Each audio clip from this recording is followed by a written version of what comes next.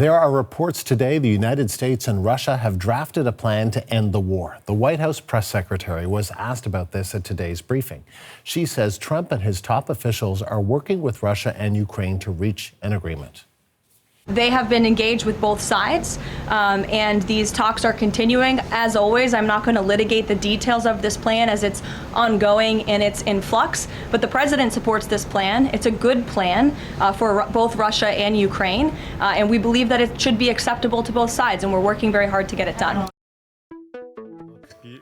Here's a live look at the United Nations in New York. The Security Council has called an open briefing on the Russian-Ukraine conflict amid that proposed peace plan.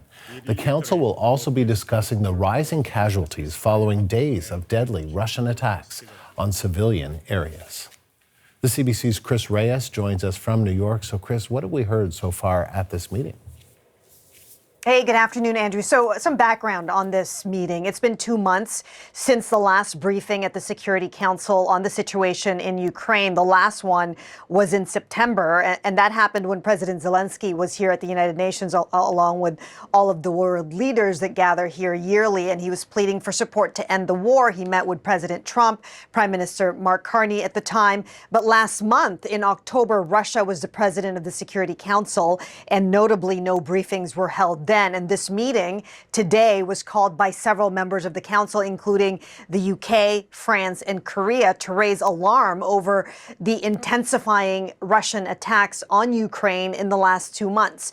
The first briefer, Andrew, was Kyoko Goto. She's with the UN's peace-building office, and her warning was very clear. No region in Ukraine is safe. She said the civilian casualties in Kyiv are almost 4 times higher now than all of last year. She reported that Russia's aerial campaign is targeting energy infrastructure, hospitals, residential buildings, railways, schools, diplomatic facilities, and even kindergartens. And then she repeated warnings over attacks on the nuclear power plant in Zaporizhia, of course, the largest one in Europe. And we've heard these warnings before, Andrew, repeatedly at the Security Council. But Goto really emphasized today that especially in these past 2 months, the fragility of nuclear safety in the country. And she added that the consequences would be unimaginable if that power plant was hit. And then we also heard from the Office of Humanitarian Affairs, from their team reporting from the ground in Ukraine. She was speaking to some of the striking statistics of this war. Some 3.7 million people displaced, nearly 6 million refugees, tens of thousands without adequate shelter. Have a listen to what she said about the toll on civilians in Ukraine. The toll of intensifying hostilities on civilians in Ukraine has continued to rise. Relentless missile and drone strikes day and night are killing and injuring civilians, destroying homes and damaging critical civilian infrastructure, including schools, health facilities, and energy distribution sites.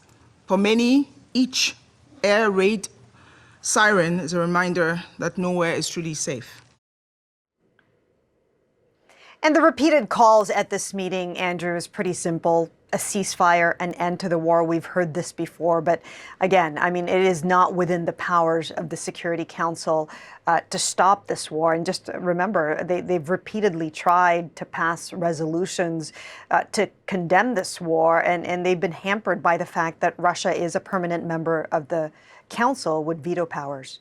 And Chris, what is the latest on the proposed peace plan? I mean, you heard it a little bit from Caroline Leavitt. There's really no official statement on this from all parties, but there are reports that the U.S. and Russia are advancing a plan that calls for major concessions from Ukraine. We did get a statement from Zelensky's office saying that they believe that any plan could help reinvigorate diplomacy, and that President Zelensky is due to speak with President Trump in the coming days. You heard Caroline Leavitt there confirm that the U.S. Secretary of State Marco Rubio and Special Envoy Steve Witkoff have been working on a plan with input from both Ukrainians and Russians.